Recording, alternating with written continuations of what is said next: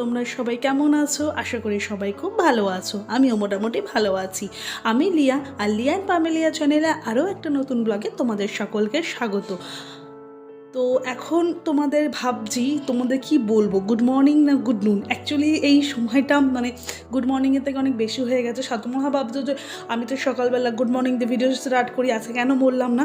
তার কারণ একটাই যে এখন মর্নিং আর নেই, এখন প্রায় মর্নিং করি অনেকটাই বেলা হয়ে গেছে। তো এখন প্রায় 11:30 12টা মতো বাজে। তো তার জন্য আর মর্নিংটা জানালাম না, সেই সময় তো এখন গুড নুন বলার সময়, তো সেই জন্য আর কিছু বললাম না, তো ডাইরেক্টই ভিডিও শুরু করে দিলাম। তো এখন আজকে রান্নাবান্না তো সকালবেলা হয়ে গেছে, ওর বাবা বেরিয়েছে, রান্নাবান্না কমপ্লিট করে দিয়েছি।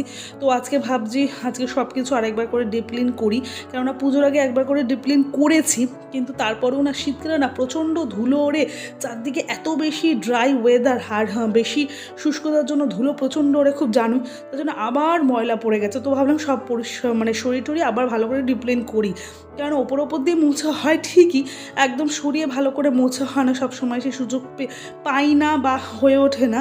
তো তার জন্য ভাবলাম আজকে একটু হাতে সময় আছে, মেয়েকে এখনও খাওয়াতে প্রায় অনেকটাই দেরি আছে, তো ভাবলাম হাতে একটু সময় আছে বলে একটু ডিপ ক্লিন করি। ডিপ ক্লিন ঠিক নয়, মোটামুটি ক্লিনিং, মানে যেটা ওপর দিয়ে পরিষ্কার হয় সেটা একটু ভেতর দিয়ে পরিষ্কার।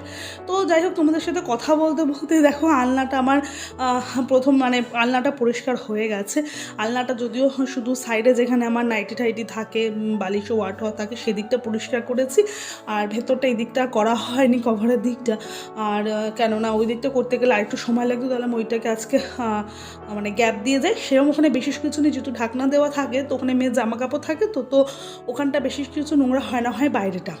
তো তোমার ভাবছো বালিশে ওয়াট হওয়ার কেন আমি আলনা রাখি, আসলে আলনাটা এতটাই বড় যে আমার জামা কাপড় বাদ দিয়ে অনেকটা জায়গা থাকে, তো ফাঁকা থাকলে কেমন লাগে, বেশি ধুলো পড়বে, ওই জন্য আমি যেগুলো আমার এক্সেস বালিশে ওয়ার বা বিছানার চাদর সেগুলো রেখে দিই, জায়গাটা তাতে অনেকটা কভার হয়ে থাকে। তো তারপর ভাবলাম টিভি এগুলো ফ্রিজ মানে ফ্রিজ নয়, টিভি শোকেস এগুলো একটু পরিষ্কার করে নিই, কেননা এগুলো পরিষ্কার না করলে না ধুলো মানে বোঝা যায় না, কিন্তু সূর্যের আলোটা রিফ্লেক্ট হলেই বোঝা যায়।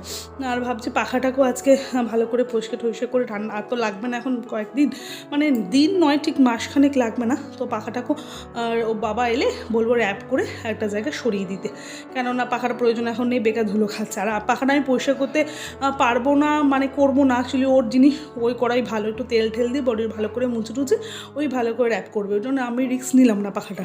তো বাদ বাকি জিনিসগুলো পরিষ্কার করে নিই, মোটামুটি পরিষ্কারই আছে, ডেলি করতে নিই, তাও একবার করে করলাম। সবাই যে বলে না যে পুজোর আগে ডিপ ক্লিন, আমার মাথায় ঢোকে না যে পুজোর আগে কেন ডিপ ক্লিন করতে হবে, সারা বছরই তো যদি একটু করে ক্লিন করা যায়, মানে প্রতিটা দিন আলাদা করে ডিপ ক্লিনের দরকার লাগে না আমার মনে হয় না। হ্যাঁ, আগেকার দিনে আমাদের মা কাকিমাদের দেখতাম যে পুরনো বাড়ি, অনেক জায়গা ধরা পড়তো না, একদম বাঙ্কের মতো গোছানো থাকতো, সেখানে কেউ হাত দিতে পারতো না, একেবারে ফিক্সড। সো সেই জায়গাগুলো ডিপ ক্লিন করলে সেই জায়গাগুলো পরিষ্কার হতো। কিন্তু এখনকার সচরাচর যাদের বাড়িঘর তো ছোটো, নিউক্লিয়ার ফ্যামিলি, যারা মানে খুব ছোট ফ্যামিলি, হাজব্যান্ড ওয়াইফ, একটা সন্তান কি দুটো সন্তান, তো তাদের ফ্যামিলির জায়গা একটা ফ্ল্যাট কি দুটো রুম কি একটা রুম, তো তাদের ক্ষেত্রে খুব মনে হয় না ডিপ ক্লিনের আলাদা করে দরকার লাগে, কারণ প্রতিদিনই যদি একটু করে ক্লিন করে নেওয়া যায়, তাহলে আলাদা করে পুজোর আগে একেবারে ডিপ ক্লিন করতে হবে এমন কোনো কথা হয়তো আমার মানে আমি মনে করি না। তো হতে পারে তোমরা অনেকেই আমার সাথে একমত নাও হতে পারো, তো এটা আমার একান্তই ব্যক্তিগত মতামত তোমাদেরকে জানালাম, তোমরা কিন্তু প্লিজ মাইন্ডে করো না। তো যাই হোক, এদিকে শোকেসটা পরিষ্কার হয়ে গেছে, আলমারিটাও পরিষ্কার করে নিয়েছি, তো দরজাটাও ভাবলাম পরিষ্কার করে নিই।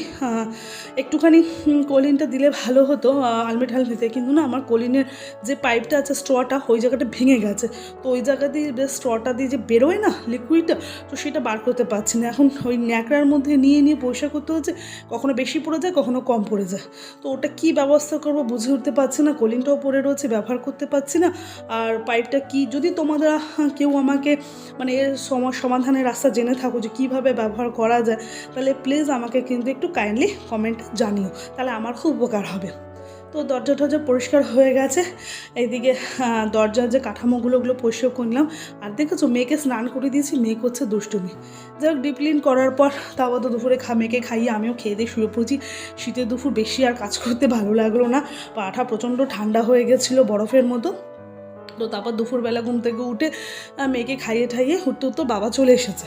তো ওর বাবা এসেছেন, বাবাকে বললাম টিফিন কিছু করবে? তোর বাবা বললো করো। তো শীতকালে সন্ধ্যাবেলা টিফিন মানে কিছু একটা পকোড়া, মানে গরম গরম স্ন্যাক্স হবে চায়ের সাথে, তাহলে তো জাস্ট জমে যায়। তো ভাবলাম একটুখানি আলু দিয়ে পেঁয়াজ দিয়ে কাঁচা লঙ্কা দিয়ে কুচিয়ে একটুখানি পকোড়া করি, তার সাথে একটু মুড়িও নিয়ে নেবো, আর একটু চা তো থাকবেই তার সাথে। এর থেকে বেশি সন্ধ্যাবেলা স্ন্যাক্স আর কি ভালো লাগে গরম গরম। তো তার জন্য আলু পেঁয়াজ, তার মধ্যে একটু নুন হলুদ একটু লঙ্কার গুঁড়ো, মানে কাঁচা লঙ্কা নিচ্ছি, পরে একটু লঙ্কার গুঁড়ো নিচ্ছি, আমার একটু ঝাল ঝাল ভালো লাগে, একটু সামান্য মিষ্টি, একটু খাবার সোডা আর বেসন, এটা দিয়ে ভালো করে আগে মিক্সড করে নিচ্ছি। তো আশা করি তোমরা আলু পকোড়া অনেকেই জানো, আমার আলু পকোড়া খেতে ভীষণ ভালো লাগে। চায়ের সাথে আলুর পকোড়া হলে তো জাস্ট মানে জমে যায়। মানে শীতকালে সন্ধ্যাবেলা ওই চাউমিন এসবের থেকে এইসব পকোড়া ঠকোড়া যেমন বৃষ্টির দিনে যতটা ভালো লাগে, শীতের তো সন্ধ্যাবেলা বেশ ভালো লাগে। তো এটাকে এখন ভালো করে একটু মেখে নেবো। এই আলুর পকোড়াতে একটা কি বিষয়, খুব বেশি বেসন না হলেও চলে, কেননা ছেড়ে দিতে হয়, তো যে খুব বেশি বেসনের প্রয়োজন হয় না হলেও চলে। তো এটা মাখা হয়ে গেছে, এবার এটাকে ভাজবো। আর এটা ভাজতে ভাজতে তোমাদের সঙ্গে একটা কথা শেয়ার করার ছিল, সেটা হচ্ছে যে আজকে একটু ভিডিও তোমাদেরকে অন্যরকম শেয়ার করলাম। অন্যরকম মানে হচ্ছে একটু আমার ঘরে কাজকর্ম শেয়ার করলাম, বেশি একটা খুব বড় লং ভিডিও আজকে শেয়ার করলাম, টুকিটাকি কাজকর্ম শেয়ার করলাম। প্রতিদিন তো রান্নাবান্না হ্যান ত্যানের ভিডিও শেয়ার করি, তো আজকে একটু অন্য ধরনের, মানে ওটা বাদ দিয়ে একটু অন্য ধরনের ভিডিও শেয়ার করলাম। তো যদি তোমরা মনে করো যে আমার ভিডিও তোমাদের ভালো লাগে বা ভালো লাগছে, তাহলে কিন্তু তোমরা প্লিজ আমার ভিডিওতে একটা লাইক করতে পারো। যদি তোমরা মনে করো যে আমি ইউটিউবে এতটুকু নিজের জায়গা করে নিই, তাহলে পারলে আমার ভিডিওটাকে একটু শেয়ার করে দিও। আর আমার ভিডিও তোমাদের কেমন লাগে সেটা কিন্তু কমেন্টে জানাতে কিন্তু ভুলো না, কারণ তোমাদের একটা লাইক, তোমাদের একটা কমেন্ট আমাকে অনেক অনেক অনেক বেশি মোটিভেশন দেয় পরবর্তী ভিডিও বানানোর জন্য। সাধারণত ইউটিউবে যারা ভিডিও বানিয়ে থাকে না, তাদের একটা লাইক একটা কমেন্ট অনেক বেশি মোটিভেশন দেয় যে পরবর্তীকালে যে আরেকটা ভিডিও তৈরি করি বা ভিডিও বানাই। তো তার জন্যই তোমাদের এটা বলা। তো তোমাদের যদি ভালো লাগে তোমরা করতে পারো, এটাই তোমাদের সঙ্গে জানানো ছিল। তো এদিকে আমার পকোড়া বানানো রেডি। তো পকোড়া বানিয়ে এদিকে চাও মোটামুটি রেডি করে নিয়েছি। বাবার মেয়ে তো বসে পড়েছে ওদিকে, দুজনে মিলে স্লেট পেন্সিল নিয়ে বসে পড়েছে। আমি বললাম ওকে একটুখানি অন্যদিকে মাইন্ডটাকে ডিস্ট করাও, না হলে আমাকে এদিকে জ্বালাবে রান্না করতে গেলে। আর রান্না করতে গেলে না, কোলে উঠে রান্না করলে ভীষণ মানে বিরক্ত লাগে, রান্না করাও যায় না। তো চা মুড়ি আর পকোড়া সব নিয়ে বসে পড়েছি। তো এই হচ্ছে সন্ধ্যাবেলার টিফিন, এটা খেয়ে দে তারপর যাব রাত্রিবেলা আবার রান্নার জোগাড় করতে। যদিও ওবেলা আমার রান্নাটা করেই রেখেছি, দেখি ওর বাবাকে জিজ্ঞাসা করি ভাত খাবে কি রুটি খাবে, সেই বুঝে সেটা করলেই হবে। এক্সট্রা বাদবাকি যে সাইড মেনু সেগুলো রেডি করা আছে। তো মেয়েকেও একটা একটা করে মুড়ি দিচ্ছি। এখন আবার আমাদের হাতে করে মুড়ি খাবে না, ওকে ওই ওর কাঁথার মধ্যে একটা দুটো করে মুড়ি দিতে হবে, ও সেখান থেকে তুলে একা একা খাবে। মানে এখান থেকেই একা একা ডিপেন্ডেবল হওয়ার চেষ্টা। একদিকে ভালো, বাচ্চারা এখন থেকে নিজেরা যদি নিজেদের মতো একটু ডিপেন্ডেবল হয় ভালো, একটু নিজে থেকে কাজ করাতে তো শেখাতে হবে, কেননা পুরোপুরি বড় হচ্ছে আর 1-2 বছর পর স্কুল যাবে, তখন তো নিজে নিজে টিফিন খেতে শিখতে হবে। সবসময় যদি খাইয়ে দিই, এটাও বাচ্চাদের একটা খারাপ অভ্যাস। তো যাই হোক, এখন এটা টিফিন করিনি রাতে রান্নার দিকে যাব, মেয়েরও তো রাতের খাবার বানাতে হবে। তো আজকে ভিডিওটা আমি এখানেই শেষ করলাম। ওই যে আগেও বললাম, আবারও বলছি, যদি তোমাদের আমার ভিডিওটা এতটুকু কোথাও ভালো লেগে থাকে, তাহলে প্লিজ একটা লাইক করে শেয়ার করে দিও।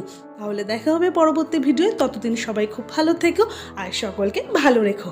আজকের মতো টাটা, বাই বাই।